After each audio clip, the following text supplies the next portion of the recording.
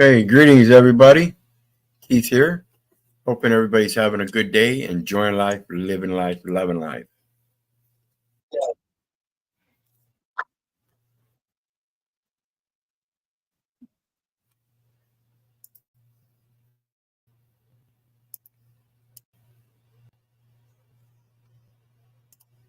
Okay. And we're going to go ahead and get started here. But first, before we do, I want to thank everybody for your support. Always appreciate it. If you're on any one of the three channels, Keith Little, El Perro, or Hecklebus, please hit the like, share, and subscribe button.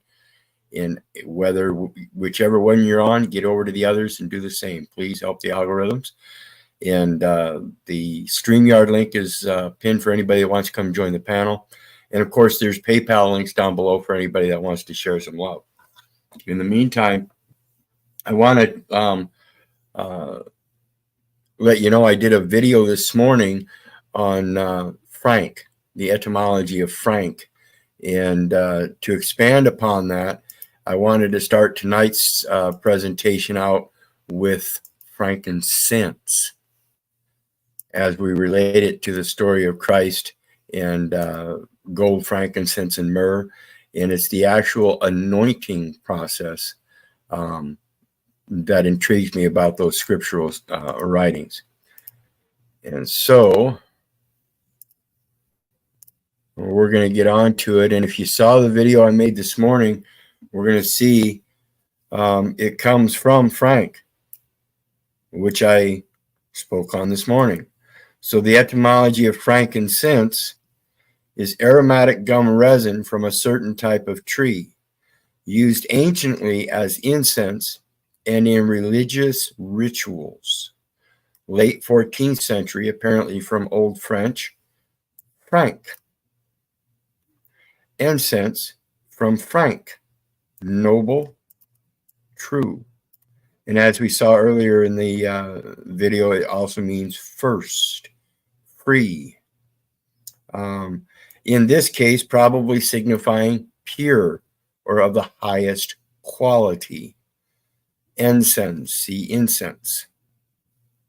And then, of course, frank as an adjective is free, liberal, generous, outspoken, free, not servile, without hindrance, exempt from, sincere, genuine, open, gracious, genuine, or generous, worthy, noble, illustrious.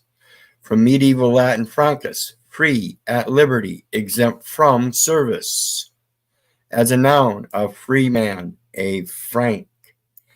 And as I mentioned, the Napoleon connection there with the French franc as being the weight and measure of the Universal Postal Union at one time. A generalization of the tribal name. The connection is that Franks, as the conquering class, alone had the status of free men in a world that they knew only free, captive, or slave. For sense connection of being one of the nation, where we get franchise, which is a group of people. The etymology I went over this morning, franchise. It's under Golden Globe Award video from this morning. Free. Compare Latin liber, free, from the same root as German Leute, nation, people. See liberal, a Slavic, free, words. Old Church Slavonic, svobodi, Polish swobodny, Serbo-Croatian slobodan, which are cognates of the first element in English, sibling, brother, sister. In Old English, used more generally, relative, kinsman, next of kin. For the later sense development, compare ingenuity.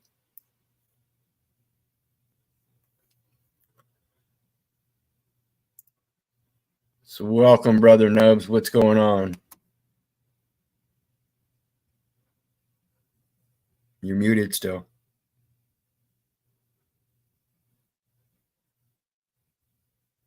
Nope, still muted.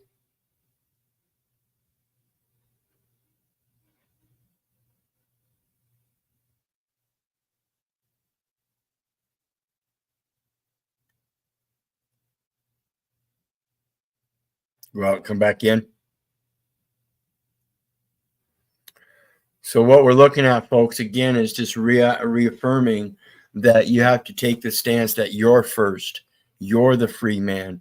You're the one that gives credit unto the nations, which are franchises. And this is the whole thing about them and their control is a title of a franchise. And like I said, they created that name. And as title, it's a franchise. And they're considering you as an investor in that franchise. What do you got, brother? We can hear you loud and clear now. Good, good. No, I was just I was over at Anton's cracking some jokes, asking him why he was getting hit on by another man and not making any mention of dislike or, just blushing like a schoolgirl. The same old, same old. Yeah, I remember Paul talking about that earlier. I didn't see I that. watched it, and he really was. Yeah, I didn't see that part. I came on later, and I didn't stay long because it was just ridiculous. The conversation that at that point was that we had to hold women accountable because it was the women's fault for going after these nasty men. But if we get rid of the nasty men, the women won't have the nasty men to go for. So first effect, the free man has to put things in order. You have to learn to keep your houses in order. First, you keep his house, and then you can keep your house, and then you can help your children keep their house. You have to keep those houses in order. And in your house, you have a second in command, which is an equal station, a wife, but only, again, as Paul says, is if you can bring that woman up to you. That's the true thing about a relationship. And like I said with my companion, when we first got involved in our relationship, I let her know it's not a 50-50 relationship like you're used to.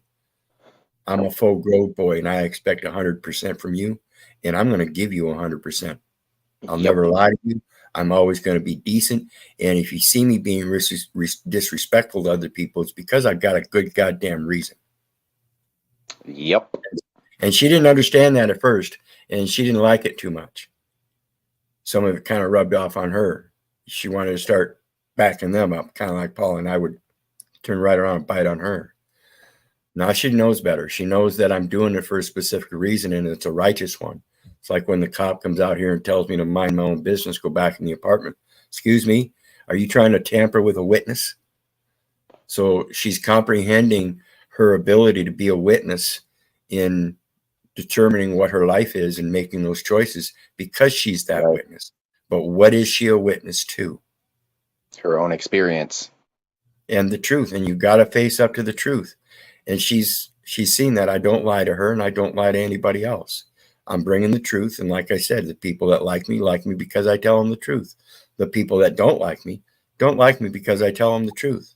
So either way you look at it, you're going to get me. And this is why I say you're not going to want to be my friend, because that's what you're going to get is the truth. And you're either going to like it or you don't like it. And I'm telling you, 99.99% of the people don't like it. That's why I have this many friends. That's why you're a zero, man. Actually, I've got more friends than that, but it's very few. And the ones that I associate through those friends are a large part of this society here that I have to learn how to get along with because they're friends with my friend. So I've got to treat them like friends, no matter what, whether they like me or not. I'll put it this way, Wizard. I don't think that, I mean, we are not inherently friends. We've never broken bread. We've never shared salt. I mean, don't get me wrong. I enjoy you as an individual, but we've never done that. Until we do that, we can't really say we're friends. We can say we're friends online. Sure. I'll go with that. Nevertheless, I would stand next to you in any battle without a shadow of a doubt because I see what you're on. I see I know that you'll grab your back as well as mine. If by chance I was not able to hold my line, and that's really there's a couple of people online here that I actually look at in that sense. You, Paul, the list is very few and far, really, honestly. And, you know, people say, oh, well, you're just sucking up. If I was sucking up, why would I disagree when I felt the need to disagree? Yeah. That's not And sucking up. That's just accepting truth where it lies. and some people don't realize, you know, one of my biggest favors is the scriptures, because it allows me to see what I wasn't seeing when I was younger. And one of the things is the scriptures in Ezekiel. The expressions in those scriptures talk about passing a message to those that are in slavery. So I have to be able to make friends with those people that are still in their slavery. So Right. even though they're caught in their slavery, I've got to be their neighbor. I've got to be their brother. I've got to be one of the ones that can help lead them out of that slavery. So I can't just sit here and call people bitch ass slaves like Jack. Bitch ass motherfuckers. So when I call them bitch ass slaves, they should know exactly who I'm talking about, because those that are earnest in their heart aren't slaves, because they're just enslaved because they don't know any better. Forgive them, for they know not what they do. So in the meantime, I'm going to be the one that teaches them how to fish, rather than surviving on the fish that daddy patriotism's been giving them every day. Right. I actually had that conversation with my worker today. I said, look, dude, if you don't like how I'm treating you, then change it. Yeah. You know, if you don't like the fact that I ask you what the fuck is wrong with you, figure out what the fuck is wrong with you. Right. But And when I ask for a hammer, don't bring me a fucking sledgehammer. Get your head out of your ass. Learn your job. That's why I'm paying you. And I said, you know, this doesn't, I would bet that your silence, your inability to express yourself goes back all the way into your childhood. And he's like, yep. And I was like, the only reason I know this is because I know me. And I pulled a Paul on him.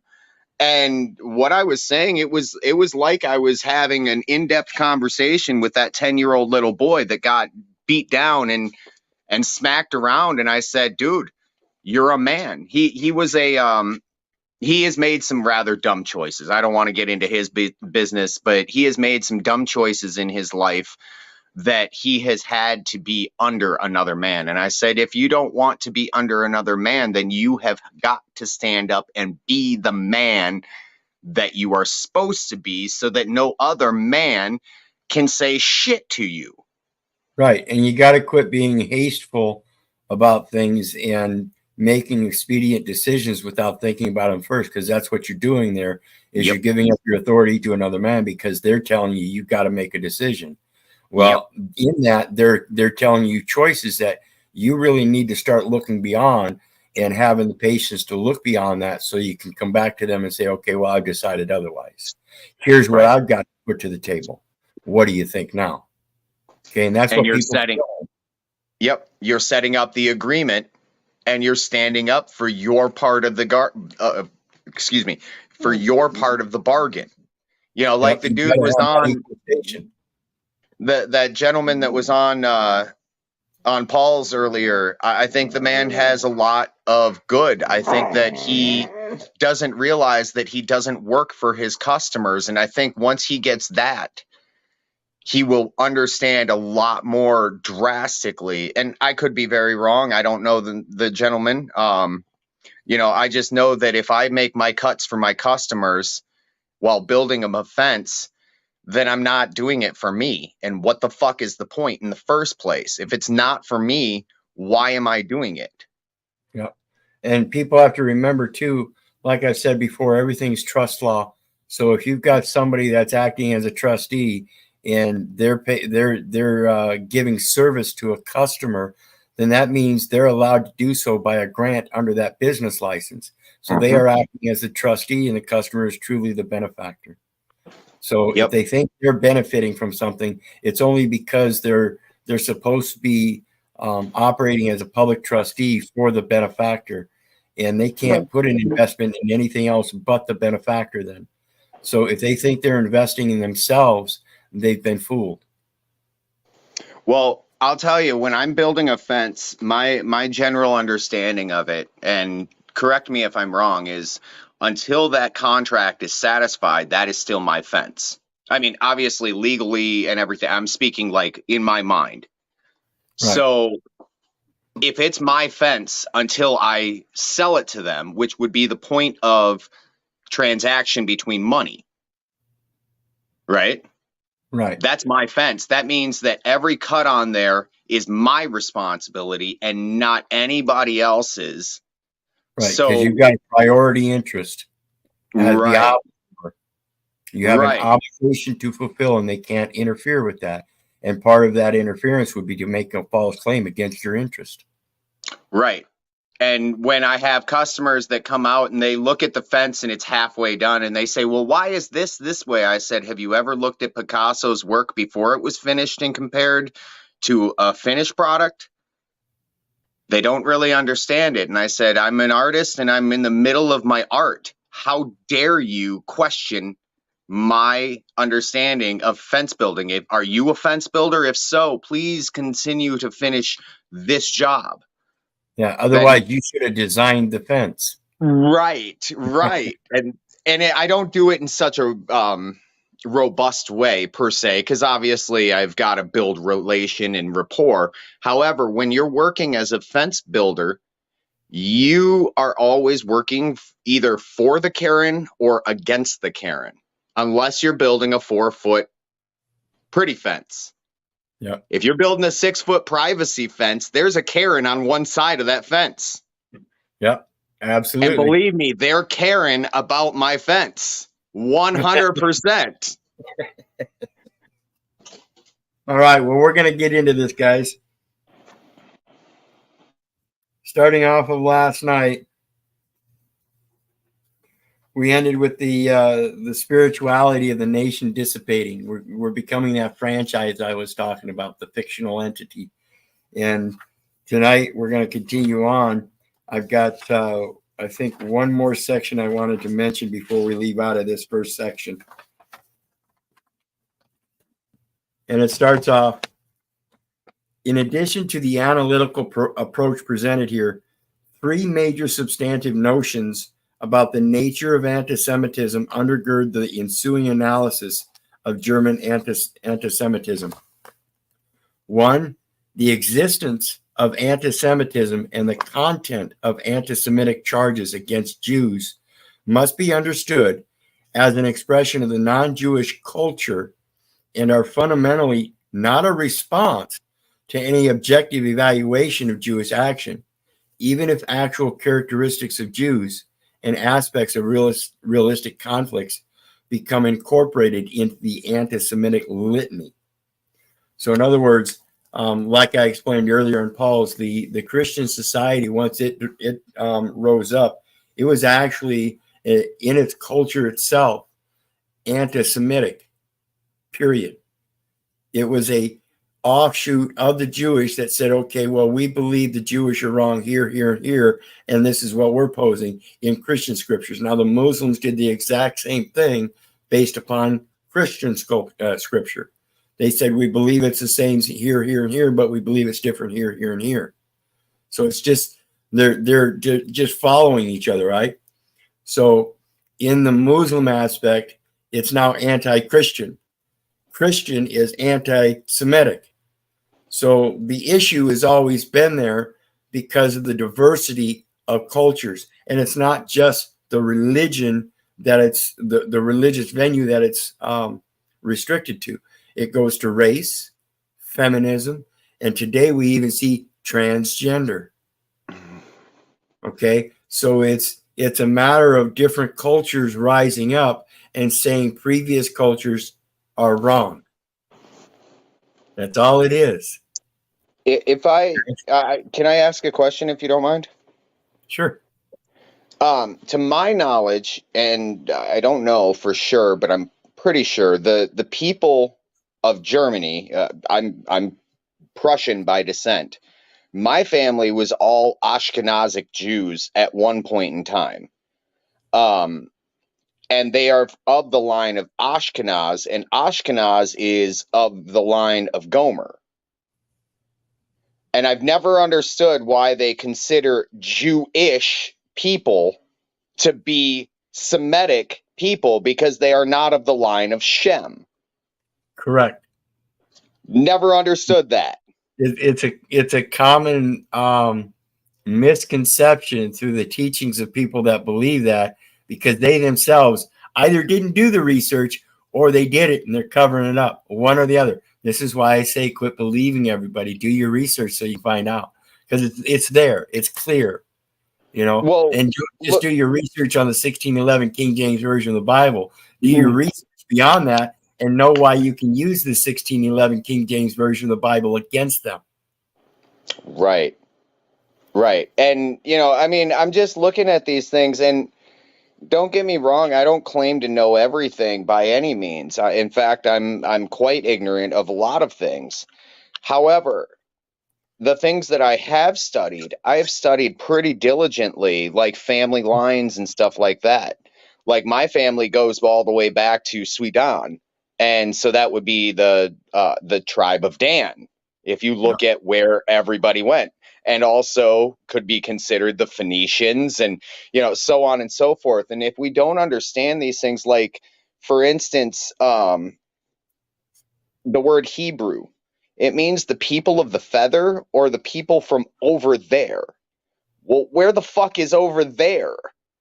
Nobody asks these questions. The people of the feather, I know people that wear feathers. They're from right here, which would be over there. Go ahead. I'm sorry. So number 2 says, and it's a short one, and this is like I was saying earlier, it begins at the beginning of the Christian culture, because that was the separation from the Jewish, and created itself by its own culture the litany of what we call today anti-Semitism. And it says anti-Semitism has been a permanent feature of Christian civilization, certainly after the beginning of the Crusades. This is when they pushed it. They had the Semitism there before in belief, and then they started pushing it physically by the Crusades. Even into the 20th century, we have state marshals that will pull you over while you're traveling as priests and prophets unto the nation, and stop you and arrest you. And that's Christian against Christian. What I find is really interesting about that is, when Christianity was coming to be, to my knowledge, when Christianity became a religion, it was talked about in the houses of Rome by the aristocracy, about how the only way we can stop these damn Hebrews from doing anything is to get them away from their laws, statutes, and commandments. And all of a sudden, this guy shows up saying, "Don't follow that. Come follow me." Yeah. Magical things happen, don't they? Yes, so stop doing what you're told, instructed to do by following the laws, statutes, and commandments, and go to a pagan I think there's something inherently wrong with that. The third one says, and this is going to expand upon what I said earlier, and I'm going to give you a big thing about Ford again too. It's the same concept. The widely differing degree of anti-Semitic expression at different moments in a bounded historical time of, say, 20 to 50 years in a particular society is not the result of anti-Semitism appearing and disappearing, of larger and smaller numbers of people being or becoming anti-Semites, but of a generally constant anti-Semitism becoming more or less manifest, owing primarily to altering political and social conditions that encourage or discourage people's expression of their anti-Semitism. Now think about this. At the very same time that the Nazi Party was annihilating Jews over there and it was a threat to the Americans. They housed Jews here in America, and the Catholics that housed those Jews, and the Jews that housed Catholics, and worked cohesively together in this society didn't have those same feelings. Or did they? Again, Christianity is the foundation of anti-Semitism. I don't know why people don't talk about this. It's reason and logic to me, and I'm no theological scholar. And I'm sure that can be posed through all of those theological scholars, and they go, "Huh, yeah." Wait a second. Well, So it's it's a because matter. you read the book. So That's well, why. it's a matter of, again, those political and societal influences of your leaders that you choose that create ideologies that you're then willing to follow. And Yep. anti-Semitism was one of those ideologies, and that was the basis of the Nazi Party, was to get rid of Jews. It was the anti-Semitism of their Christian faith. Along those same lines, we see the Muslims in certain sects that want to do the same thing. They want to annihilate Christians. They see Christians as infidels because somehow Christians interpreted the scriptures differently than they did, and that they interpret the scriptures accurately. And therefore, if you don't follow the scriptures according to the way they interpret them, then you are the infidel. And we've got to quit that. Again, all of these nations agree that the scriptures are the basic foundation of every nation's laws, and those laws are in fact uniform. The Muslims say honor all prophets, yet they dismiss Jeremiah 1:5 that says we're all prophets. How do you dismiss that? By changing other verses in your scripture. You can't. You have to dismiss it totally as being false and portray that you are the only ones born to be prophets. It's that half-stepping bullshit. That's exactly what it is. It's you like don't Anton. have enough in. Yes. You don't have enough integrity within yourself to have the self-discipline to not be a bitch. Yep. See, Anton's the same way as J Hub, in believing that he's a commercial center and he's got all control and everything. You're operating as a trustee in that financial system, and you think the customers are who you serve. No, you're serving the patronymical fatherhood by being assigned as an employee or employer and being able to be the trustee. And you're not even qualified. How are you not qualified? Because you don't know the simple fact that you're the trustee. You think you're the beneficiary. No, you're the trustee, and you can have benefit of what you invest for the beneficiary, so long as you're investing what belongs to the beneficiary, so for the growth and prosperity of that benefit. Then you can partake a portion of that benefit. That's why I take a down payment of 50% on all jobs, because it purchases the material itself. And I don't take benefit from that. And some would say, well, your gas is benefit. Gas is not a benefit. Gas is an expense. So all the things. What's that? I'll show you something else in relation to frankincense. I told you the scripture talks about frankincense, and Leviticus is the first law, and Deuteronomy is the second law. And so in Leviticus 5:11, but if he be not able to bring 2 turtle doves or 2 young pigeons, then he hath sinned, shall bring for his offering, or then he that sinned shall bring for his offering the 10th part of an ephah of fine flour for a sin offering. He shall put no oil upon it, neither shall he put any frankincense thereon, for it is a sin offering and not an offering to God. So when you make your offering to God, You put that fine flour and you pour incense on it and you offer that to God by burning it. And it puts off an aromatic smell. That 10th part is the tax. Syntax. Are you going to learn how to coin your words or purse your lips? It's syntax. So proper grammar would be important, right? Yes, concise English. Syntax grammar? Wait a second. So again, I truly say, learn how to coin your words or purse your lips, and the words are already there for you to use. Use the right ones. So let's look at the next one. The next one is this section that says conclusion.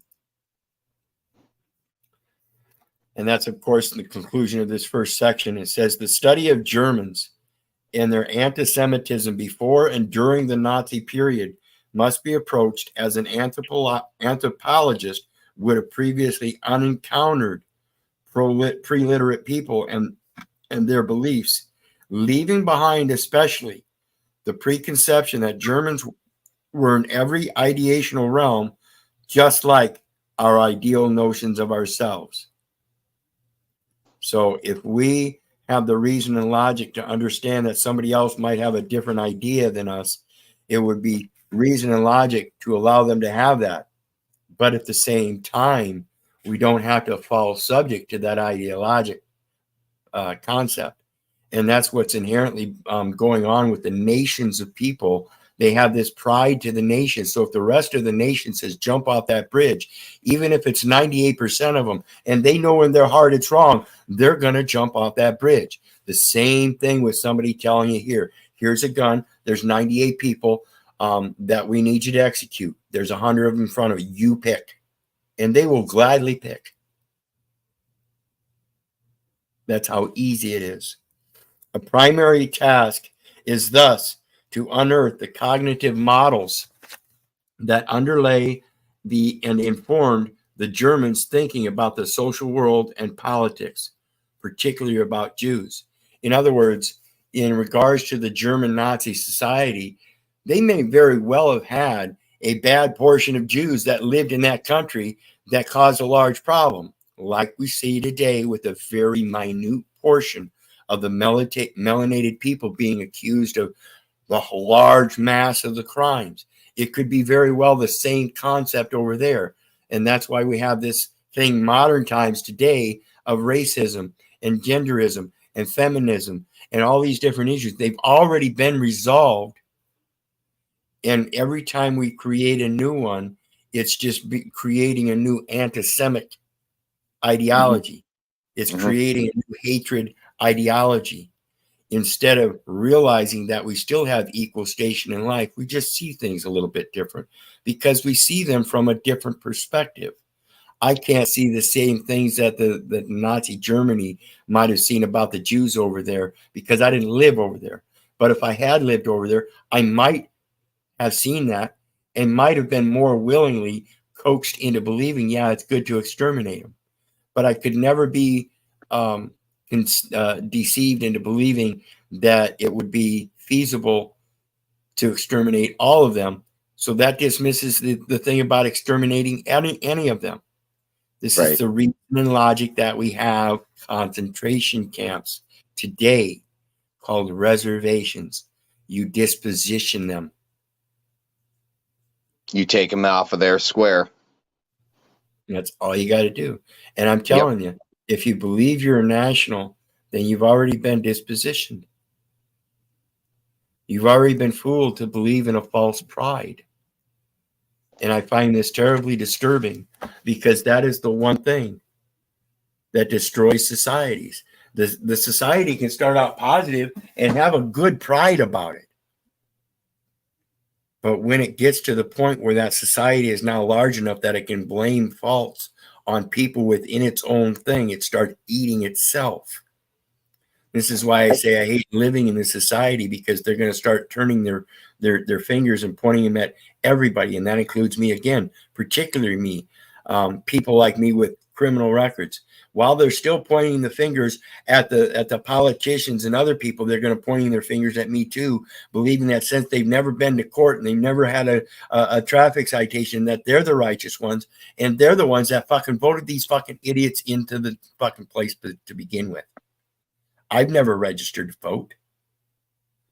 I asked my dad about that. Police on people. That's the last one I'm going to call. I seek counsel in God.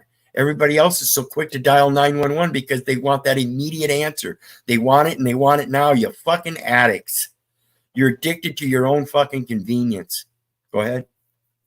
I was asking my dad about that because my dad is a staunch advocate for life as far as the whole debate, baby versus non-baby, group of cells, that kind of thing. I said, Dad, if you believe that so wholeheartedly, if you believe that so wholeheartedly, right, why are you still paying your taxes? He said, because it's the right thing to do. I said, if that's what they're using that money for, then directly, not even indirectly, you are directly supporting that behavior when you have every right to conscientiously observe and not buy into Babylon. And he said, well, that's not, and we went back and forth a little bit, and I just looked at him, and it's honestly, hanging out with you guys is really difficult for my father and I's relationship, because I see it, and I see where it came from in me, and I'm like, oh, fuck me. Because where do you have to start? You have to start in your own house, right? So you got to go to the foundation, and you got to fix the foundation. I got to fix my foundation. And if the guy that built it was wrong, I got to go talk to the fucking contractor because he done fucked up. That's not the contractor I'm talking. He didn't look up. He fucked up. All right. You know where I'm going with it. And, I said, Dad, if you're not doing due diligence, then you're not following what Timothy says in 2 Timothy. It says, study to prove thyself worthy, rightfully discerning the word of truth. Yep. I think that's a misquote, but the end part there. Well, that's close. Yeah, it's close. It's close enough to understand what I'm talking about. And if you're looking at something and it clearly says, yes, Vespasian came in and did this, and it correlates directly with a line in that book that Vespasian did, but they used a different name in the book, well, what does that say? That says, look up the name. What does the name mean? And if you can get Paul out of Piso or Piso out of Paul, I would say there's a link there. Well, that's like Book of Enoch, chapter 69, verses 8 through 11. The angel, right. The pen is mightier than the sword, and it is the downfall of man, because man wasn't meant to hold a pen. He was not meant to read and write. He was meant to be a natural creature stewarding the land by letting the animals that he herded tender the earth and not be tendering fictional entities to a fake father. Right. And what is the Christian, the modern day Christian? That. Yep. Word for word. Yep. And their ignorance it's pitiful, because it talks about in that very scripture that at the end of age, or understanding and knowledge will be expanded upon, right? Well, what do we have? I'm just saying, like, we have this little thing called the internet, and I can go to the Vatican right now and I can pull up books that have been buried in the Vatican archives because they have to release them to a certain degree. Well, if I'm reading that there's plenty of people that say over here versus over there, and it's all older, like, come the fuck on. I'm just saying, like, come the fuck. Open your goddamn eyes. Like, people that are sitting there saying, oh, well, the oldest person ever found was in Africa. Okay, that's all well and good. Why the fuck does the lion? Why the fuck is the lion from America? Why the fuck is the puma from America, or the cheetah, or the camel, or the horse? Well, they say Samaria is the oldest known society, about 4,000 BC, right? Yet they agree. Samarica? Well, well, then they agree that to Göbekli Tepe is 11,000, almost 12,000 years old. Excuse me, that kind of contradicts your 4,000-year-old Sumerian society by like 7,000 years, you know. But yet they refuse to acknowledge it as society. But let me ask you, did one man make that compound? I mean, I find that hard to No. believe. I also find it hard to believe that 10 men or 100 men or 1,000 men, maybe 100,000. So there we have the foundation of a society, no matter how you look at it. You Right, know, right. Kind of like when they talk about, for instance, when they're talking about the stories in the Old Testament, these are my favorites. And they're talking about how there's 100,000 people, and the tribe of Manasseh was 20,000 people, and or not even 20,000, but like the numbers are astronomical.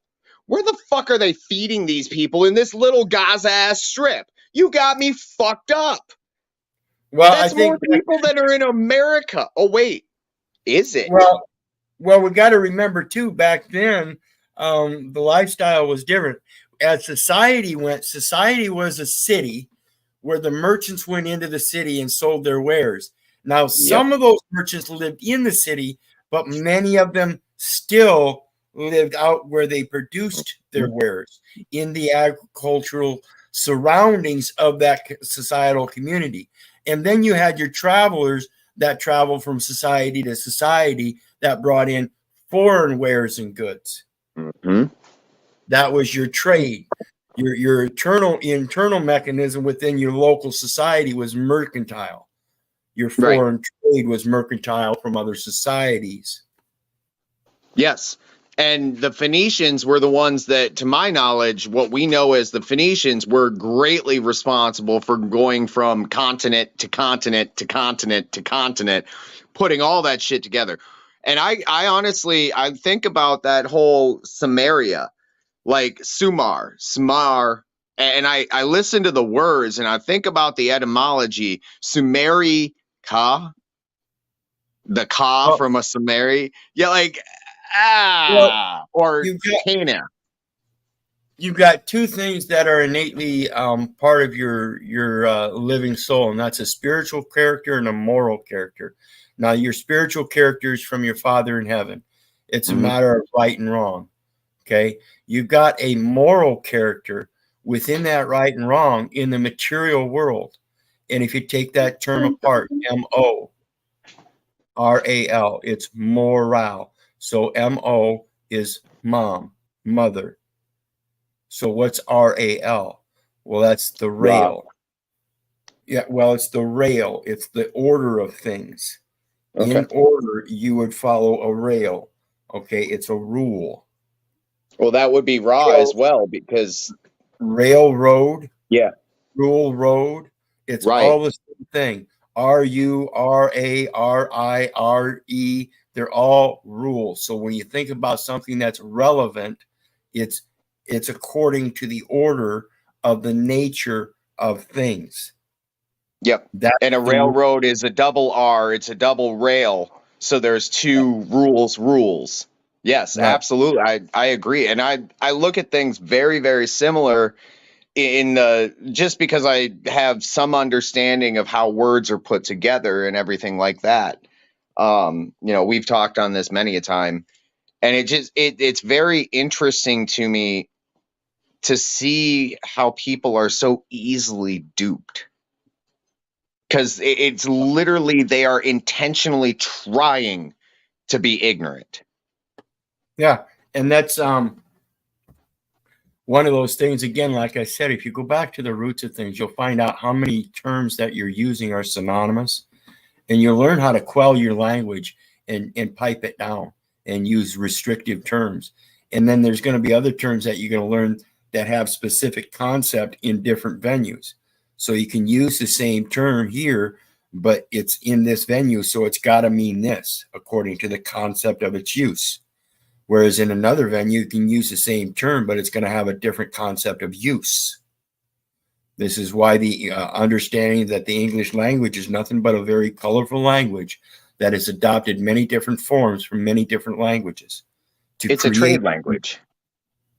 It's a babble. Yeah, it's a babblish trade language so that we can do commerce. Yep. And you have to be able to learn to let no tongue prosper against you is to learn those tongues so that when you go to a foreigner, you don't need a third-party translator translating the weights and measures by the falsity of the words that are being translated. You need a true translator, a translation of truth. Greetings, Daniel. What's up, man? How's it going, brother? You're muted somehow. Shalom, shalom. Greetings. So it's a wonderful day, and we're talking about anti-Semitic views and stuff on Hitler's willing executioners. Did you catch that part? No, I'm just tuning in. I'm on my lunch break, but to chime in a little bit on what you were just talking about, also the words that are spoken, people should also take in consideration that words are also vibrational and they can cause harm to people as well. And in a nutshell, you're also basically casting spells. That's what the English language is all about. Yes. And they tell us this when we're born at that inpatient hospital services that my mom signs up and registers under. That's a spell of illness from day one. And like I said about that certificate of live birth, there's no government documentation stamp on it showing that there was any actual transfer to allow for further transactions. So the credit was never really established. So all you got to do is go back and correct the record and say, hey, you forgot to put a stamp on this. So when you entered it into the general ledger, you've been committing all these transactions, but it's not been able to be led back to the actual source of credit. That's mine, not yours. Mine, give back. Thank you. And that's all it is. Then they have to recognize you as the creditor because the source has been found, and I'm just the pass through. Wouldn't that have to be a redemption then? Yep. Because they are in fact redeeming that monetary value back to its original source. Right. You're buying back that which your brother sold off, and you are your own brother. Yourself is the spirit, and your next of kin is your brother, your neighbor. That would be the man. They are two separate things. Just like the person is separate. I love how people do that, just that, people. They refer to themselves as people. What is people? A persona. A persona's changed depending on the venue you're in. Yep. And that's why I say, people look at me like I'm crazy and I've got some kind of mental issue. I've got 10 profiles. No, it's a complete expression of being able to know the different emotions that I operate in and putting them in order. It's a complete expression of knowing that I don't have a personality disorder because I know my personalities. I know there are different ones. I'm a father in one place. I'm a husband in another place. I'm a son in another place. I'm a cousin in another place. Those are different personalities because they're different persons by name. Right. You acted like you were going to say something there, Daniel. Yeah, I got a quick question for you. You said what was the word that you used that you said your neighbors were your what? Your neighbor is your brother. Your neighbor is yourself is the spiritual self, and then your neighbor is your body. It's your man. That's your brother, your neighbor. You used I could have swore you used a different word, but never. Don't worry about it. I think that's what I kept it to, was the spirit is yourself, and then with yourself you have a man, and that man is your neighbor. It's your next of kin. You also mentioned you are your cousin, and that might be what he's referring to, possibly. Oh yeah, one place you're a father, another place you're a husband, the next place you're a son, the next place you're A son and a cousin. A cousin. You play different parts. Those are different personalities. So you have to keep them in order. Everybody has personalities, and everybody has to learn how to put them in order. Otherwise, you are automatically clinically theorized to have multiple personality disorder. Yeah, I thought you said something about a trustee for a split second there. My mind's wandered off for a second. No, well, the thing about the trustee position is, even though you're a benefactor here in life, in the spirit, you're a trustee. You're taking place of the Redeemer, Jesus. You're not Jesus, but you're taking the place of Jesus. The trust shall not fail for want of trustee. But the best way to get the message to the rest of the trustees is to step in as the true trustee, the spiritual trustee, providing the true service, providing the original promise of his oath. He made the original promise. Okay. I 1,000% agree. But it's also my understanding that to this point of date in time, it has yet to been challenged in a court of law. But it's my understanding that the Pope has declared trustee of basically everyone on the planet. Yeah, the unum sanctum. Okay, and that's where the unum sanctum by Pope Boniface VIII. Eighth. Yep. Yeah. So and yeah, that's blasphemy, and I've spoken that before.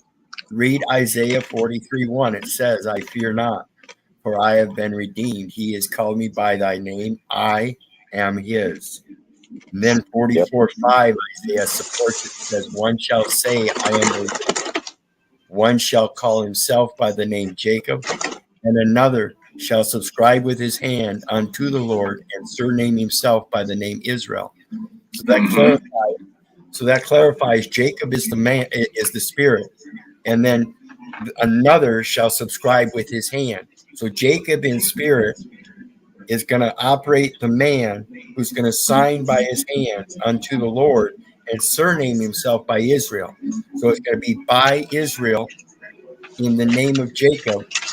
I am the Lord's teeth. Mm-hmm.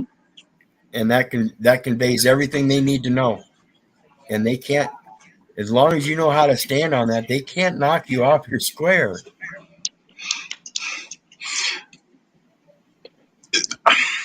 I 1,000% agree. Yeah. And think about this too, guys. I mentioned it earlier on another panel. I've been getting wicked on the fucking scriptures here lately and the concepts behind them. And you got to think about St. Peter. Peter was the first disciple to witness to the world that Jesus was the Messiah. The Vatican built over top of St. Peter's Basilica. Why would they do that? The Vatican itself is the commercial center of the world. It's an extension of Rome. Rome never died. Disagree. I disagree and agree at the same time. It's more complicated than what you said.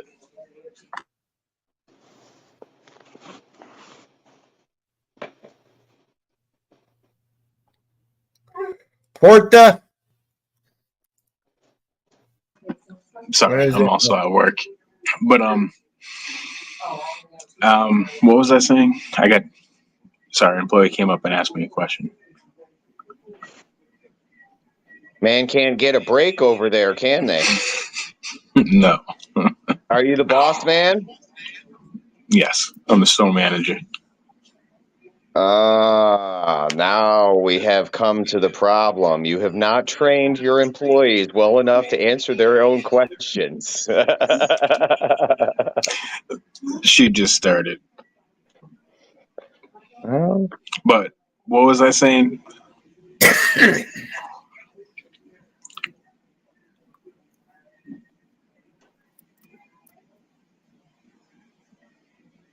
I didn't catch it. You started to say something about you agree, but you don't agree with the Vatican being the Okay, so from all the research, okay, so from all the research that I've done, it's my understanding that there's 3 places in the world. Okay, so it's not the financial or whatever the word you describe, that would be London. More to the point, the corporation of the city of London. It's my understanding the way it works that the Washington, D.C. being 10 square miles, there's 3 places in the world that are exactly like that. Exactly. And that's why there's 3 stars in the DC flag. The first one is being DC itself. The second one will be the Vatican. They're also, and the third one will be the corporation of the city of London. They're all countries within a country. And so They're all ruled by DC Rome. would be correct. No, yeah. So DC would be the military capital of the world, of the current world order. London would be the financial capital of the current world order, and Rome would be the religious aspect of the current world order.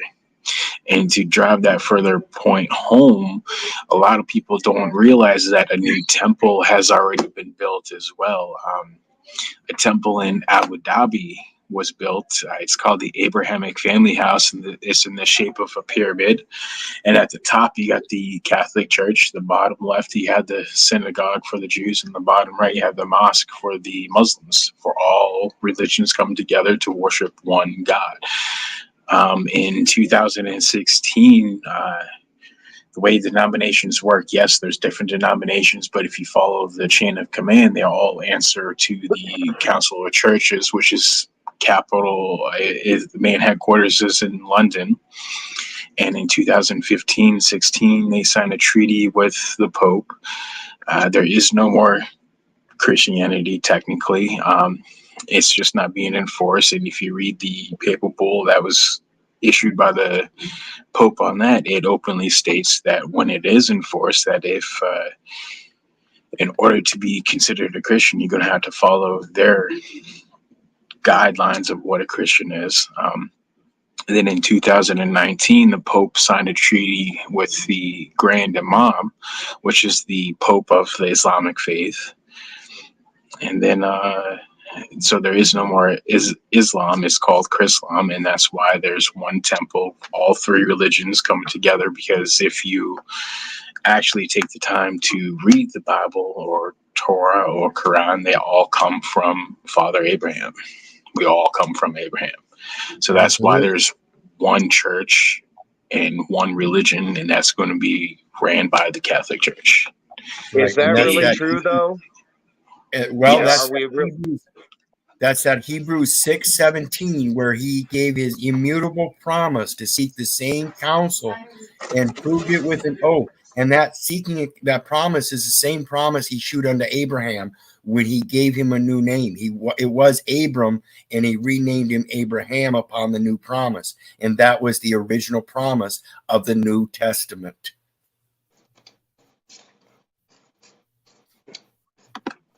And just a lot of people don't realize that it came to fruition that there is now technically one religion, and that's the new temple that's been built in Abu Dhabi, the Abrahamic Family House. It was opened March of this year. Right, and that's right along with the Muslim Torah that says honor all prophets. That's what I used to destroy PVE earlier on Paul's. You can't sit there and say that your scripture is right based on the concept that I just got done explaining. The Christianity came about based on the principle of anti-Semitism. Muslim came about based on the principle of anti-Christian. Now it's recognized, wait a minute, we've been all wrong. They all actually agree. They all agree in some form or another to honor all prophets. Why? Because all prophets accept the immutable promise of seeking the oath of God, and they all recognize that same God, just like Daniel's saying. Mm-hmm.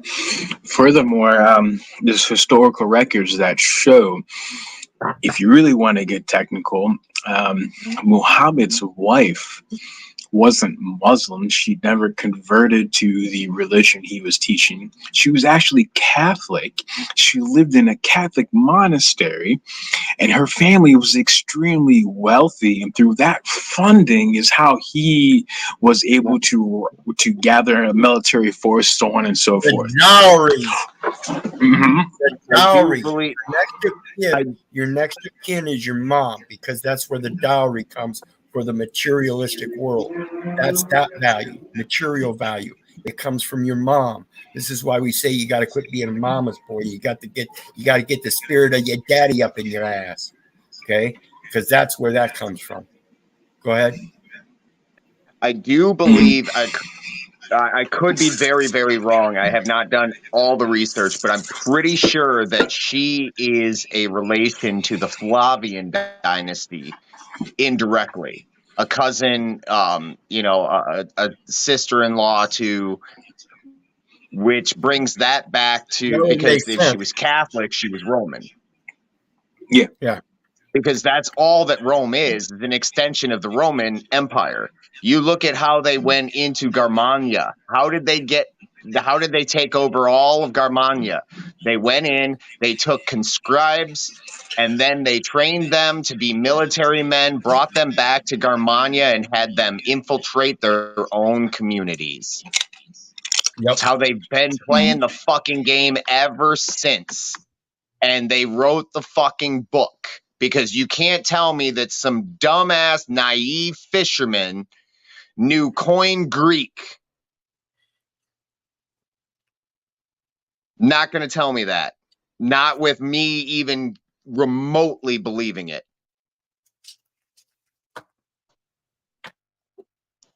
You know, I mean, the Old Testament, I have very little qualms except for the location.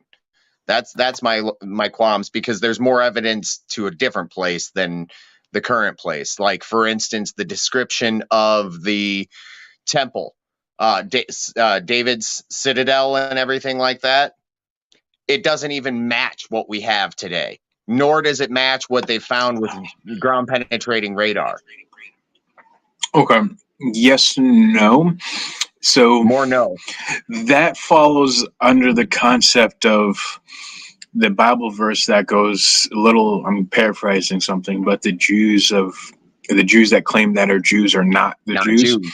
Yes, not Jews. That's more to further corroborate that story. If you go by biblical we went over this earlier. The Temple Mount. No, I'm talking about the Temple Mount. The Temple Mount is not what the Temple Mount is. That is actually a Roman military fort. Mm-hmm. Mm-hmm. Yep, and always has been. But if you look at places like Pumapunku, you get a very accurate description of the city of David. In fact, there's two cities there. One, I think you have a massive reverb. Just pause while you're not. Yeah, just pause while you're not talking, if you don't mind. If you look at Pumapunku, it has places that it has three walls that are angled back and forth. Like, it has all of the, the massive stone. Like, you look at the description given in Jubilees, and you look at Pumapunku, and you'll see the same fucking building. Now, to add on to that, you can look at every ancient megalithic structure. That's what you said, the one that you said, the Angkor in Cambodia, Stonehenge, pyramid of Giza. All of them have the same dimensions that, if you sacred geometry is what it's called.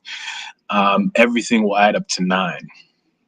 Absolutely, because and if you think about it, what's your ear shaped like?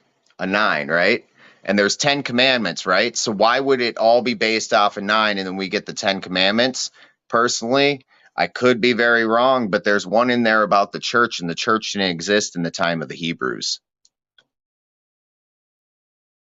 You take that one out, you get 9 commandments. You can find those 9 commandments in a rock in I do believe it's Arizona. They're petroglyphs, and it's the 9. Yeah.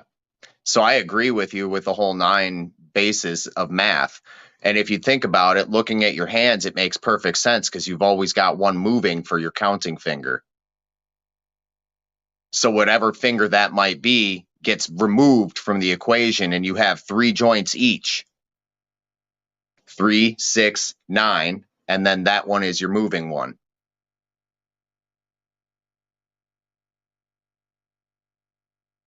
Like, you look at how mathematic cubit, and as far as your anchor watt, that I just looked at some information that talked about how they know who built it. It was the Nagas.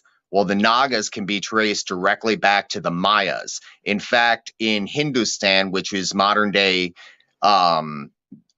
India, it was said that Buddha's mom was Maya, and their first king was Prince Maya.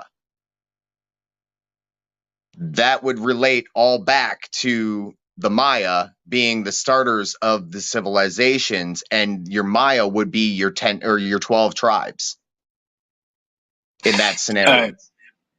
Also, the Phoenicians, and that's where you get the Paleo Hebrew. That's over here, and that's why you can look at Egyptian hieroglyphs and Mayan hieroglyphs, and if you know both of them, you can read both within reason. There's that much crossover. Not to mention, you look at runes, and runes have the same concept. Well, you're talking about different tribes of the same peoples. Yeah, they're rather similar.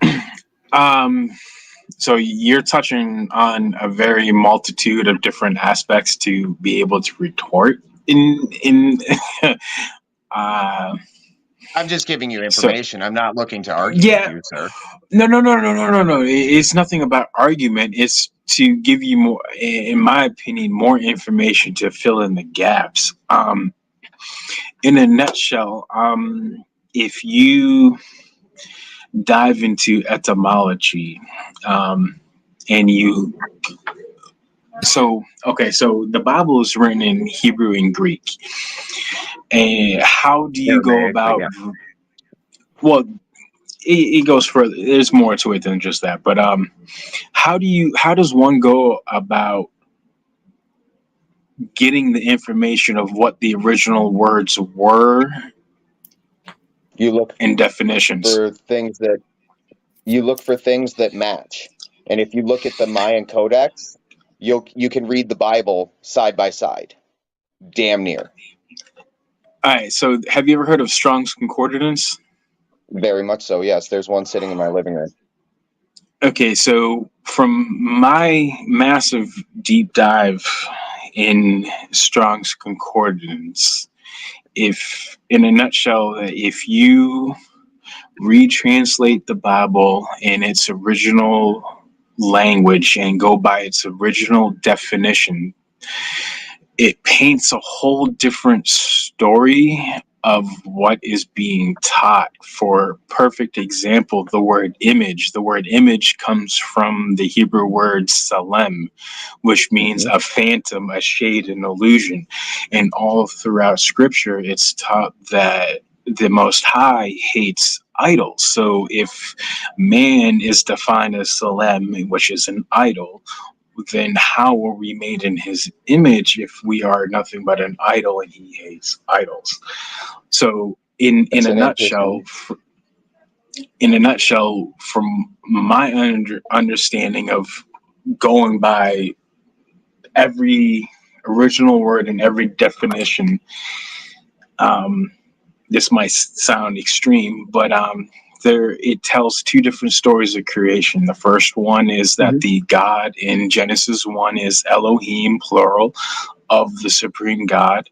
So it's saying that the devil created man, and the earthly being, and in Genesis 2, that's the Lord guy, the Lord God, the Most High, creating the first spiritual man.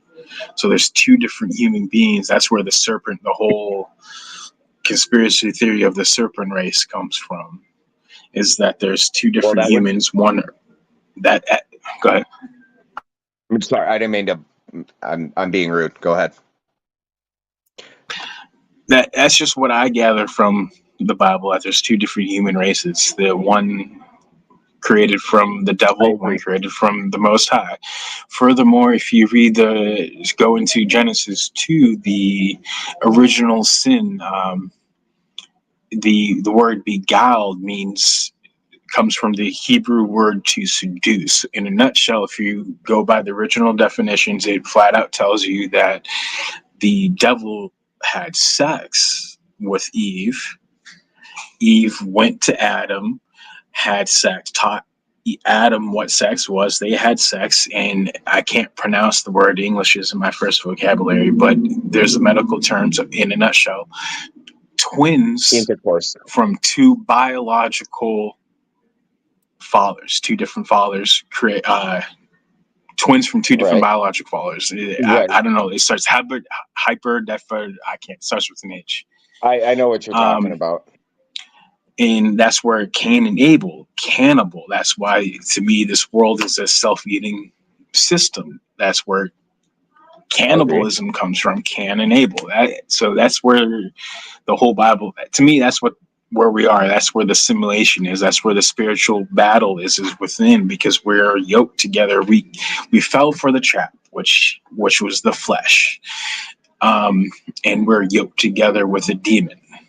That's why this spiritual battle is within.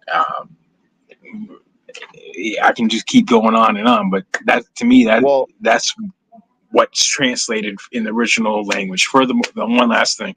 Furthermore, if you go by the most oldest language, Aramaic, it's pictographs. And if you look, the very first word in Hebrew in the Bible, beginning, if you go by the pictographs, the little pictures translate the Son of God will die by his own hand on the cross. And to play and to go a little bit farther on what you talked about with Eve there, being of a serpent seed and then going back to Adam to have sex with him.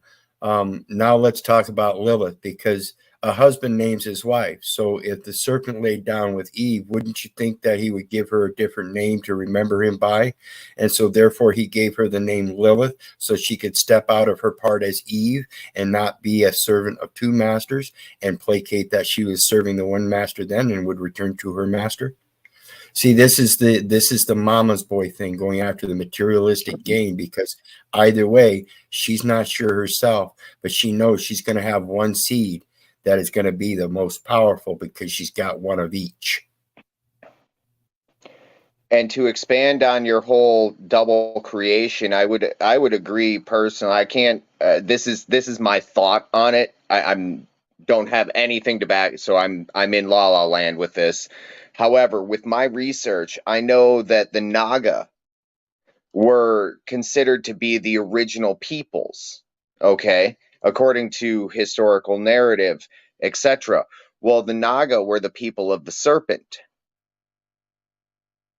And Quetzalcoatl was a serpent being that was depicted to be crucified on a cross. And if you think about it, if you had two groups of people and the serpent was the most beguiling of all of them, so this guy came into the garden and seen this shit and was like, hey, you're going to be my boo. I'm going to call you Lilith, and we're going to go create this.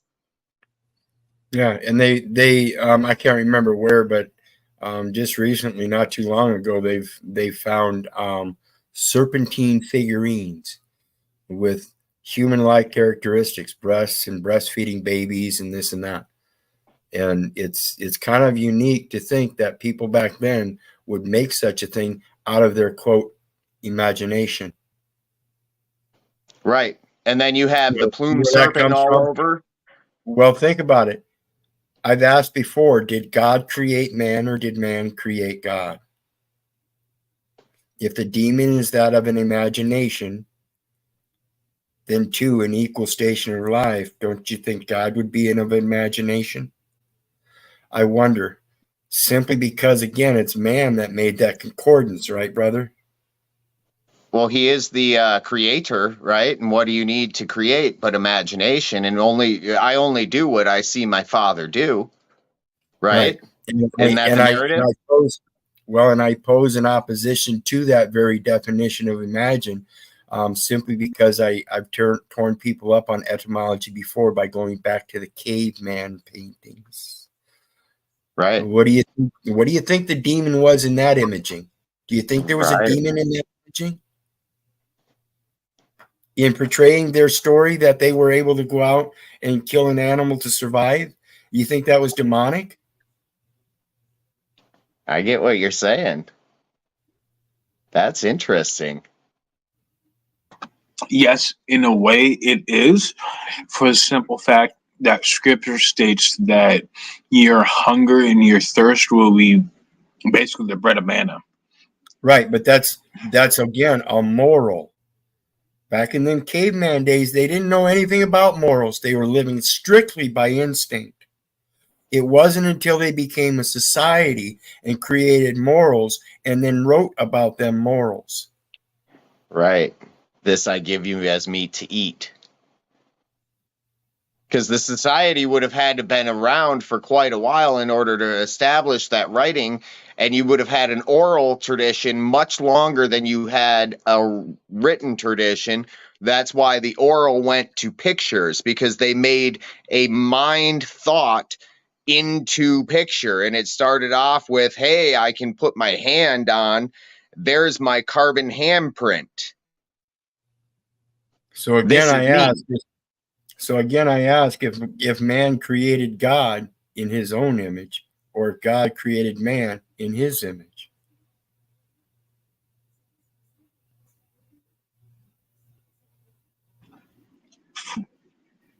Either way, real quick, you can only recognize one as a creator. Right. There's that. Yes and no. So if you look at Genesis 2:1, the word work comes before I even get to there. You know what a sheriff is, right? Okay. Sweet. What is it? What is a deputy? A slave Somebody to can- the sheriff. Yeah. So a deputy is given the powers. The powers of a deputy is granted to them by the sheriff, correct? Okay, so in Genesis 2:1, the word work, when God or Elohim rested from his work, the word work comes from the Hebrew word that means deputyship. So how could one's work of deputyship be given to them? In a nutshell, if one has deputyship, that means the powers of that God was given to them. So all the God in Genesis 1, all the creation, all the powers that was doing the creating was granted to that person. According to Genesis 2, if you go by the Tanakh, which is the original Hebrew and the original definitions. So, and that goes back to the question of if we were made in the Most High's image or the devil's image. And again, so we go back to that word, that term work, Titus 3:8. This is a faithful saying, I will that thou constantly affirm that he who have believed in God be careful to maintain good works. These are profitable unto men. So if you're not maintaining good works, then you're not profitable, and that's the demon. So it's very simple again, right or wrong. Well, we always have a demon and an angel on all of our shoulders. If you think about it, we really do. Because that's why you have a right and a left. You left the demon and you've gone to the right choices. It's the duality thing. There's always a duality in this realm until you realize that it's not a duality, but it's a singular. Because without one, you cannot have the other. Because if we did not know suffering, we would not know joy. And if we did not know joy, we would not know suffering. That reminds me of so much scripture. So Exactly. first that ties into Ephesians 2. One of the reasons why God came into flesh, or Yeshua came into the flesh, or what Jesus, whatever name you want to give him, it clearly states that one of the reasons is that so that the one new man can be created from the two. And if your whole eye becomes single, meaning up, your body is full of light, meaning that you're full of the Most High and you're doing His work. And if you are converted, the word converted means to be turned upright. Furthermore, you can also you can add into the science into the equation where everything in the world is technically upside down. Everything that you see is upside down, and the chemical, the reactions in your eyes turns everything from upside down to right side up. So we are technically living in an upside down world, which further backs up into scripture, which is as above, so below. Right. I can get where you're getting that. Something that strikes me is the correlation with light bearer. I am the light bearer. Well, what was that? That was the Most High's best angel, the one in charge of the ministry of worship, right? The singer, the Satan, singing Satan. And what was he done? O morning star, how you have been cast out of heaven, right? And if you think about it, the one that the scripture that the flat earthers always go to is one of my favorite, is when he brought the Christed being to the high place and they looked over all of the world and he said, I'll give you all of this if you will just bow down to me.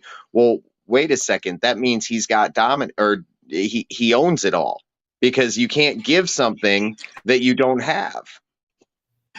That ties back to the ancient original language and the words that and definitions that back up to what I've been saying, that in Genesis 1, it's the devil doing all of the creating, that this entire world is his. And then you can also tie that into what's it called?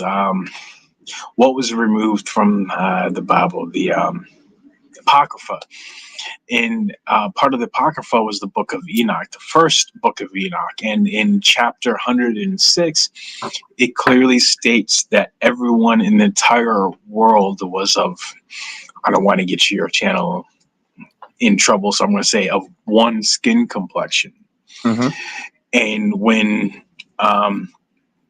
Methuselah was describing, what Enoch was describing Methuselah's son, because that was his son, so it's his grandson. He was describing Noah as the first white/albino person, and that's where the different skin color comes from. Right. That's another thing when we talk about that Genesis, I mentioned it. Another one thing that I mentioned on Paul's earlier. One of the things I tore TBE up with was, if you're going to placate that Genesis is a valid section of the scriptures, and not realize that man was conscripted just like the angels.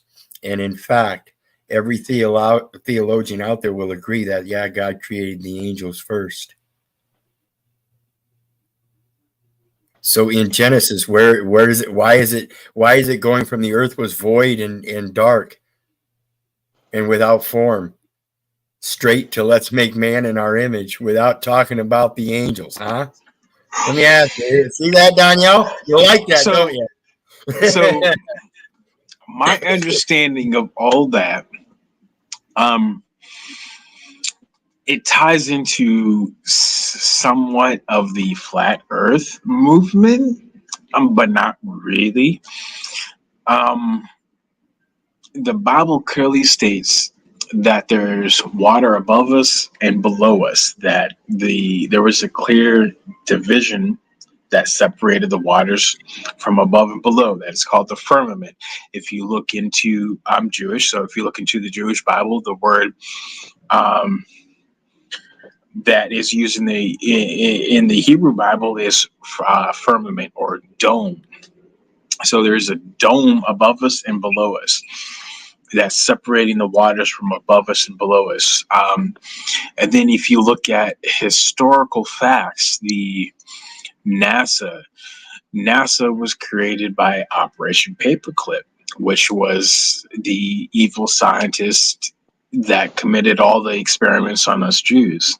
They were given new identities and so on and so forth, and that's how NASA was created. Furthermore, when they started, they were actually exploring the ocean before they exploring the sky. Nowhere in I have yet to find a person to prove me wrong on this statement. No human being has left low Earth orbit.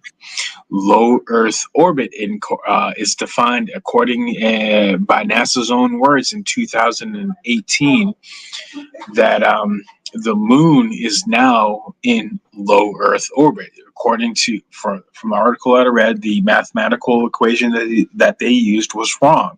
And when they fixed it, the atmosphere actually extended way past the moon. Here's the moon with my fingertip, and here my fist is the Earth. Here's the moon, and here's the atmosphere.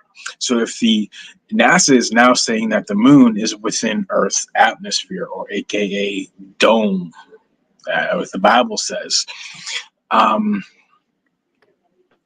They have so to. If, yeah, DSLR they're retracting. Proves the technology is proving their theory wrong. And because people are starting to look at things, and people, Sovereign Soul or whatever, he has whatever feelings people have about him. This is one thing that I've gleaned from him. How can you have a pressurized gas system in a vacuum without containment? And it defies logic. It defies science. It's a And magic you light can't bulb. use assumed values. What? It's a magic light bulb. You see it disappear. Right. And if you use assumed values, you can figure it out. Oh, well, the gravity holds it in. Well, when has gravity ever held a gas from displacing? Show me that in nature. Open a fucking can of soda and it proves the theory of a ball completely wrong. Because that gas is in a contained space and then it is displaced because of pressurization, or because of equalization of pressure. And you always have a gradient, so that's why the pressure gets higher at the top. And if you think about if Earth were like a giant welding bottle filled with gas, right? Where's all the solid gas at? At the bottom. Where's all the lightest gas at? At the top. And is it just argon, or is it just this? No, there's other trace gases in there. They just filtered most of that out, but they can't get it all out. And we have lots of gases that make up our atmosphere, whatever you want to call it.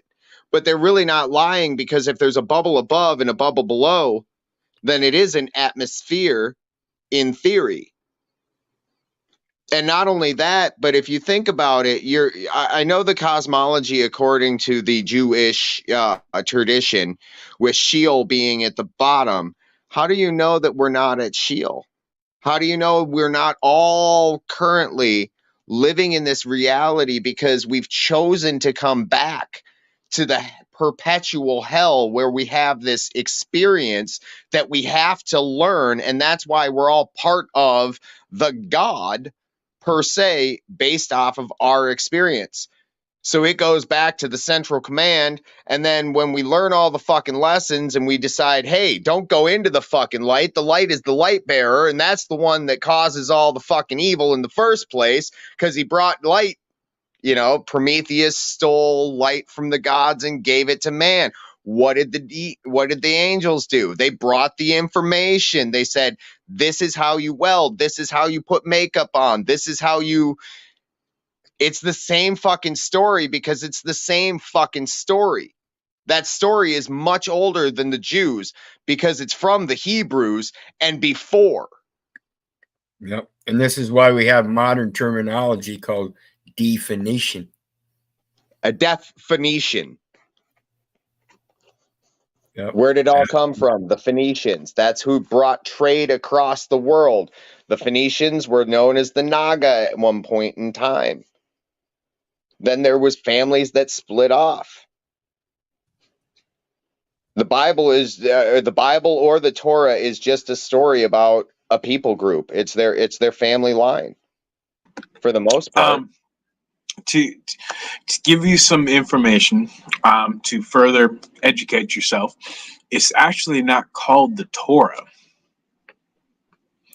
Torah is a part of what is called the Tanakh.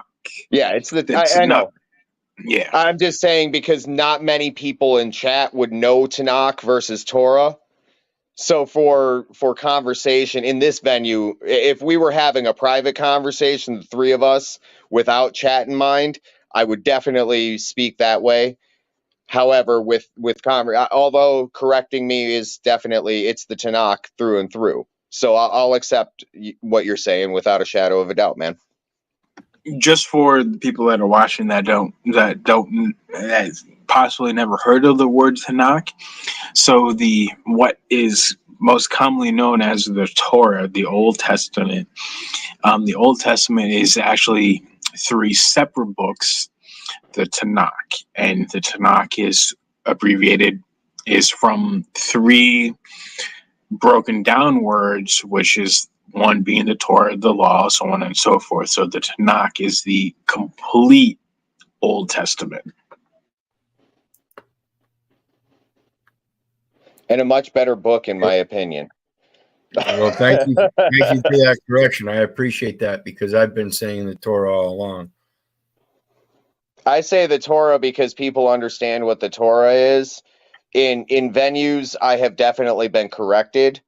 You go anywhere over by any Hebrew Israelite group or anything like that, they're going to tell you about yourself real fucking quick. Well, So it's like talking about the Constitution and only mentioning the Bill of Rights and not the rest of it. Right. So in a nutshell, you got the Torah, which is the laws. Then you got it's been forever since I've been into school. The prophets, and then the kings. That's what the Tanakh is made up personally. of. Yeah. And what baffles my mind about the kings is how a lot of people don't even know that about 98% of every single location in the Bible has been discovered. So not only is the Bible not a religious tool, but a spiritual teaching, but it's also a history book.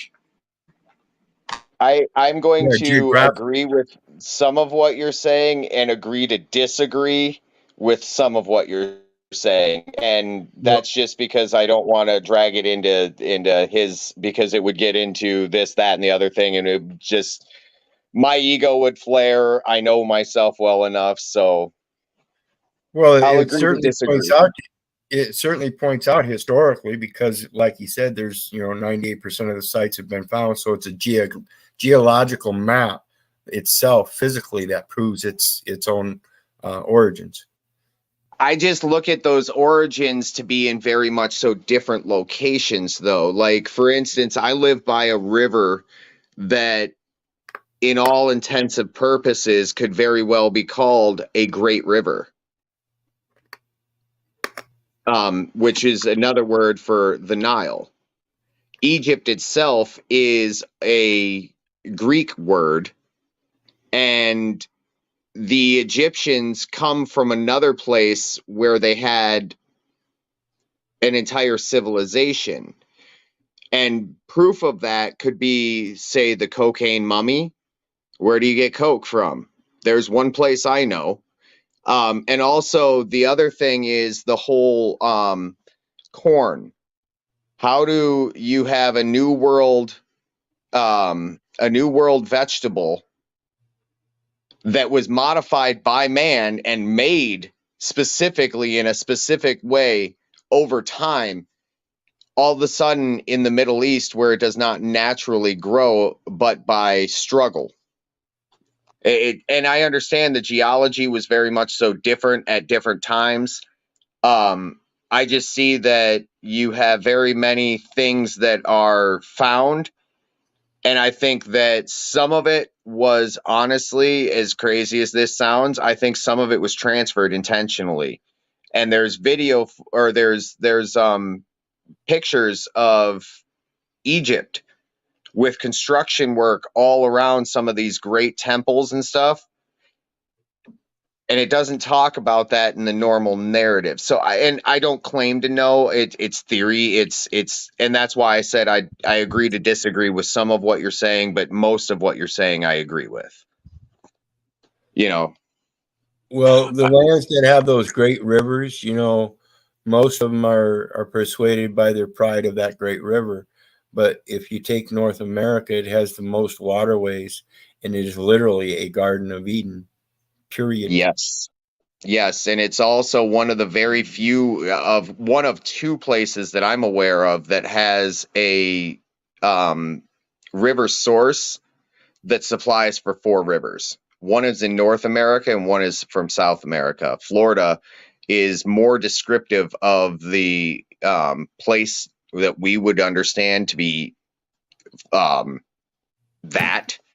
Garden of Eden, just based off of many different references in the Tanakh, and also like the Book of Jubilees, and there's another couple of different books that give descriptions. And if we ignore these descriptions and say, well, this is where it is because this is what I've been told, as opposed to looking at these things and conscientiously studying them, forming an opinion, and then letting others know of that opinion, so that that opinion can either be squashed as tomfoolery, or hey, maybe there's something more to look here. For instance, I know I'm throwing a lot of information, and I just realized that I'm doing that. I will end with this moment, though. Christopher Columbus was reported to have, by his own words, coming for the land of Prester John and to conquer Mount Zion. He knew where he was going. He didn't get lost in the West Indies. He was going to the West Indies. This is the West Indies here in America. You had India Major, India Minor, and India Central, or something along those lines. And you can find it in older maps. Yeah, it's amazing how you can look at history and see the various different possibilities because of various things that sometimes get hidden or omitted or refound. And and this is why it's important to look at those other scriptures, the Book of Enoch and the Book of Thomas, the Gospel of Thomas, things like that. You're going to get a lot better sense of what the rest of the writings are saying. And again, this is why I say, if you're going to read the scriptures, make sure you're at least reading the King James Version 1611 if you're here on America's, because that's a concise English format for scriptures that you can use as a general application to all of your life and still get a good sense of what you're doing in life, as long as you know how to correlate those scriptures with your morals, your natural being. Now, so I don't know how to bring all aspects from everything you touched to one conclusion. But when it comes to America, I don't believe America, as you said, is what it is. I believe America is New Babylon. There is historical record, um, like the reason why I claim Jewish. So if you want to go by today's terms, I'm half Irish and half Puerto Rican. Now, if you look at the Puerto Rican standpoint, not only should you look at the Treaty of Peace and Friendship, but look at the historical evidence that shows that the original people in Puerto Rico, not only did they speak Hebrew, but they claimed to be from the tribe of Ephraim. Furthermore, the Irish people, so the Irish, Scottish, or British. So if you look into the coronation of the new king, they openly state what I'm about to tell you. So if you look at the history of England, yes, there's one king now, but if you further go back, it was divided into multiple kingdoms. First, from what it is now, it was divided into 7 kingdoms, and then from 7 kingdoms, divided into multiple kingdoms. Furthermore, you can throw in Scotland and Ireland. But if you go further back and further back, the very first king of that area was modern day Scotland, and there's historical records that show that they traveled to what is now Scotland from Israel. Furthermore, they claim to be from the tribe of Dan. Furthermore, the very first king of Scotland had a very particular rock. The rock is called the Scone of Destiny, which for the past 120 odd kings, and queens, they sat on this rock, and it's called the Scone of Destiny, or the Jacob's pillow. The same story that is in biblical story of the rock that was used as a pillow by Jacob when he received Jacob's ladder. So for every single king, from the very first king of modern day Scotland, comes from the tribe of Dan. So that's why I don't claim Irish or Puerto Rican. I claim Israel. I'm from the tribe of Dan and Ephraim. I understand exactly what you're saying. In fact, so much so that Ireland, in my understanding, is actually the land of Ur. And he came from Cana to the ancient land of Ur, right? Mm-hmm. Now, if you look at the land of Canada, you notice a correlation between Canada and Cana. Now, let's look for some record of these things, right? So you look at the land that's in between, or it's America, but it's also Canada. It's the Acadia National Forest, the land of Akkad. Okay, so now if you look in that land of Akkad, just north of it, you find a circle. And if you look up Lois Bebel Observatory, you'll look at that circle. Now, interesting fact about that circle is it's a man-made lake in the middle of the Canadian wilderness. Now, that lake, if you walk around it for 11 miles a day, takes you 3 days. It's approximately 1/3 of the reported size of the Tower of Babel. So if he's coming from Babylon and he's going to the land of Ur, that your scenario, I would agree. I just don't think Israel is where you think it is. I think it's where I think it is. Nevertheless, we have our opinions, and neither one of us were there. I can also say that I would be from the land of Dan, or the tribe of Dan as well. So I'm with you there. And real quick, on the American thing, I never meant to portray America as a Garden of Eden. It's just kind of a semblance thing that if everybody else claims these great rivers, America, as far as coming to the point of being in Eden, would be closer representative of that according to the geographical outlay.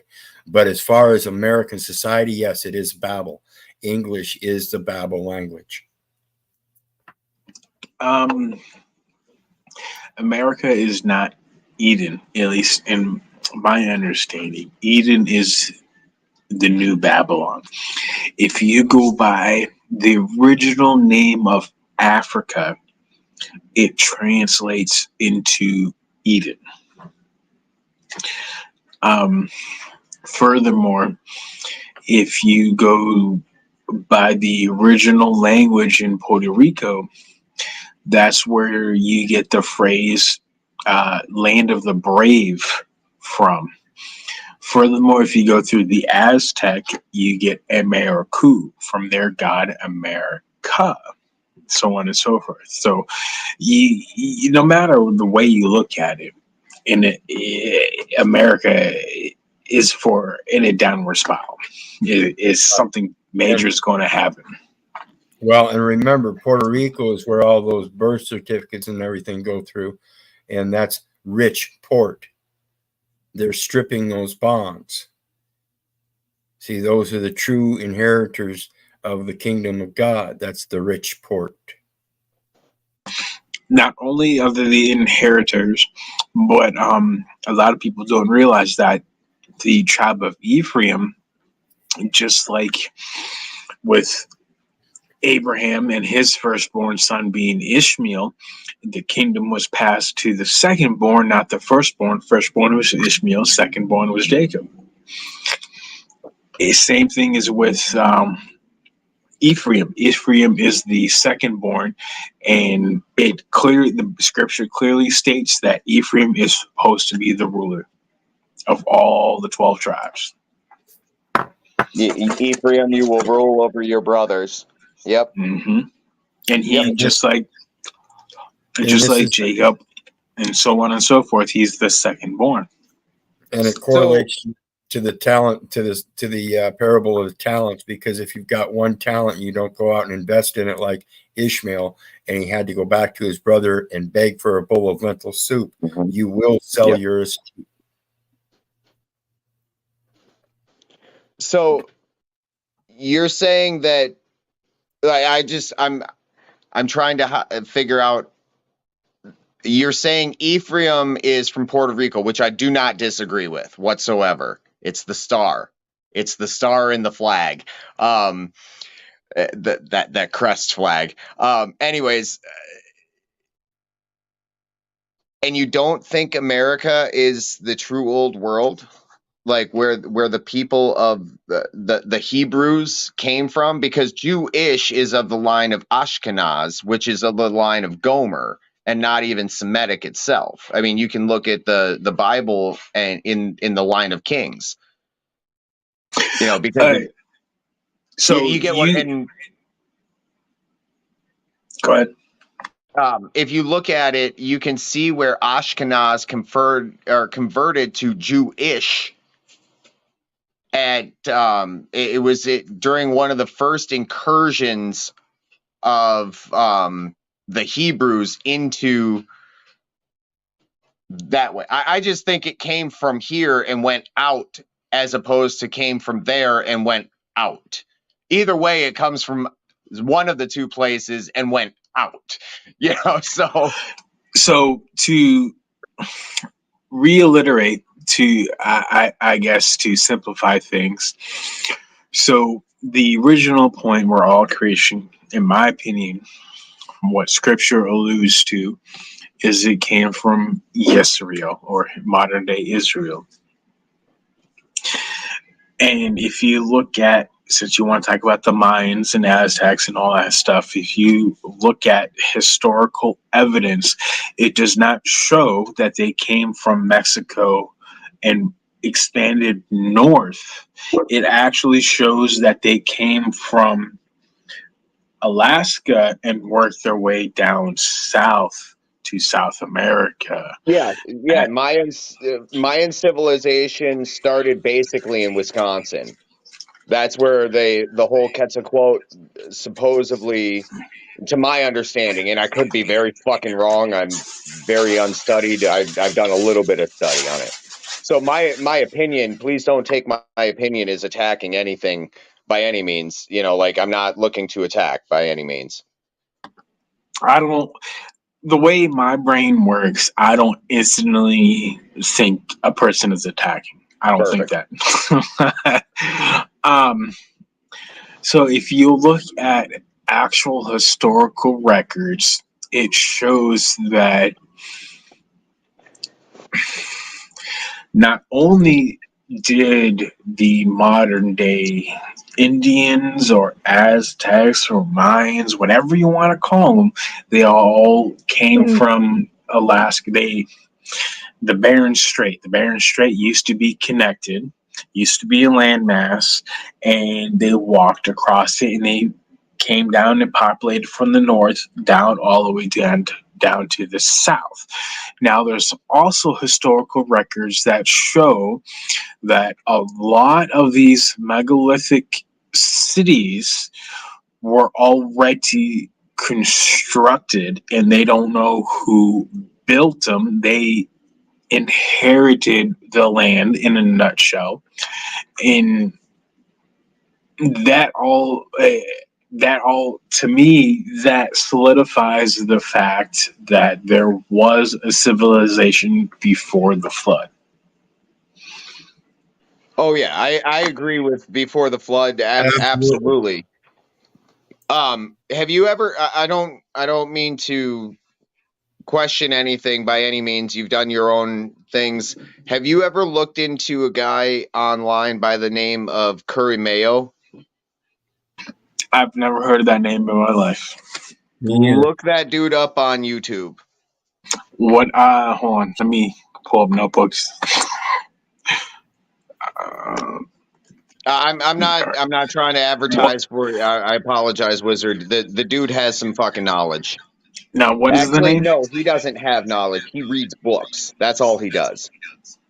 I'm in the same show, same boat. But what is the name? Curry Mayo. Curry Mayo? Let me. Curry. Curry. No, it's with a K. Let me go find it real quick. I couldn't tell you how to spell it. Give me 1 second.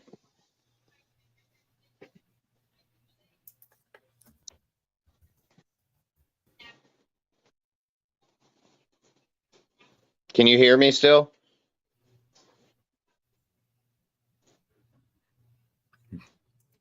Yes. It's Kurimeo.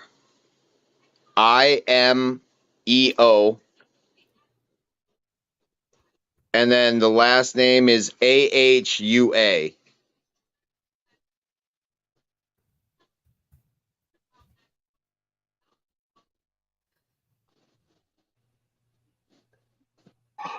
Oh, wow. I said that on mute. So KURIMEO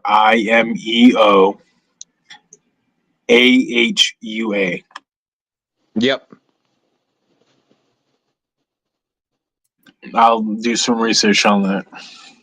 Yeah, check him out. His channel is basically he looks at old archived books and he reads them. I mean, obviously he's got his opinions and they are expressed, but it's not like any other channel that I've ever seen. Yep, that's it. I do the same. And to give one example, today the United States is teaching that slavery was created by the United States, but yet the Navy was recreated in 1800 for the sole purpose to fight in the Barbary Wars. And the Barbary Wars was the Muslims that enslaved not only white people, but black people as well. Not only were the black people enslaved by their own tribal leaders and so on and so forth, what people don't realize is that those tribal leaders that did all the imprisonment were imprisoning the people that converted into Christianity and that refused to continue these, whatever you want to call it, that the tribal leaders were teaching. So they were locked up and sold into slavery. That's the sole reason why the United States even got involved into the Barbary Wars, because they flat out went to the leader and said, hey, the United States never did anything to you. Why are you doing this to our people? And he flat out said, because the Quran says you are infidels and we have the right to do so. And He's got videos on that.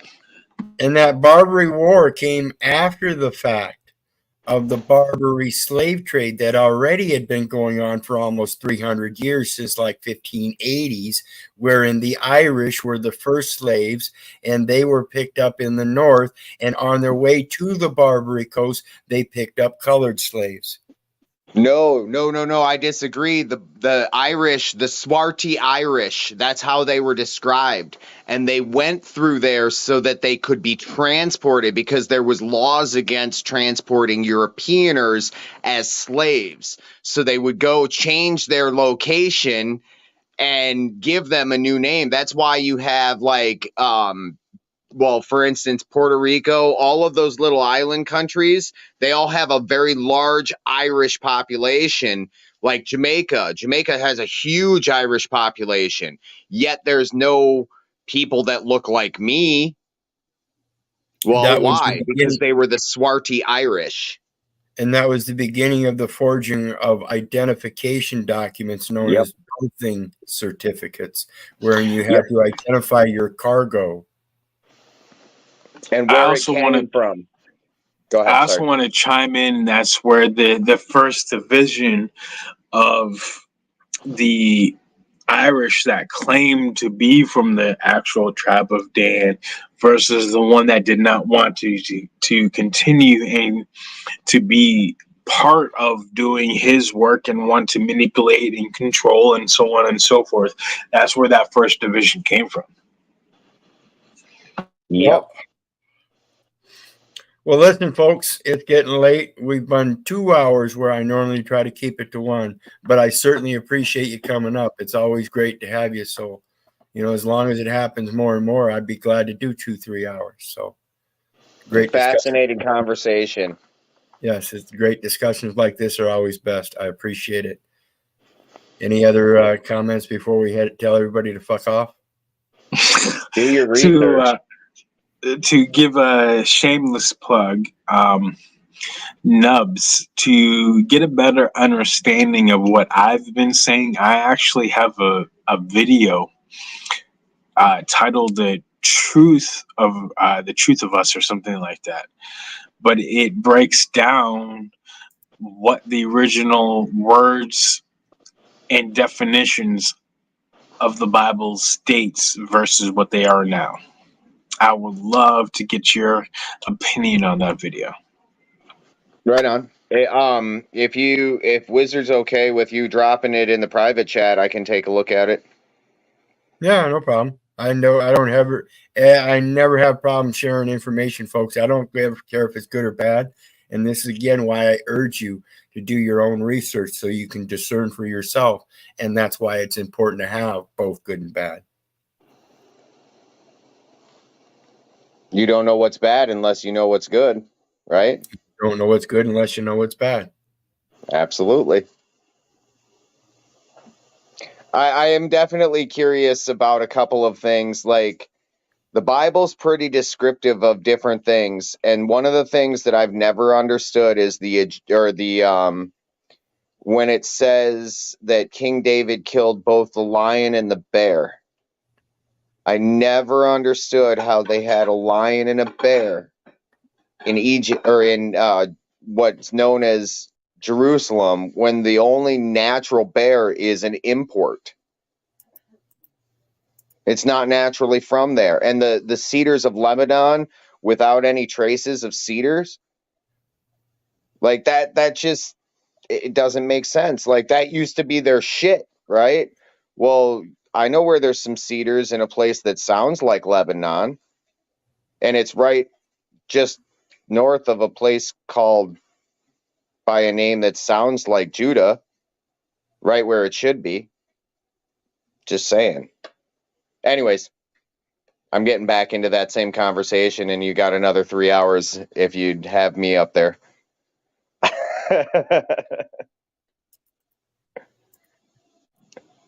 All right, I dropped both those links again. The one from Curry Emo or whatever his name is, and Danielle's link from private chat, if you don't mind.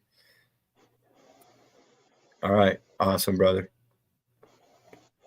All right, well, with that, guys, again, appreciate all your support. Please hit the share, like, and subscribe buttons. If you're on Keith Little, El Perro, or Hecklebus, any one of those, get over to the others and do the same.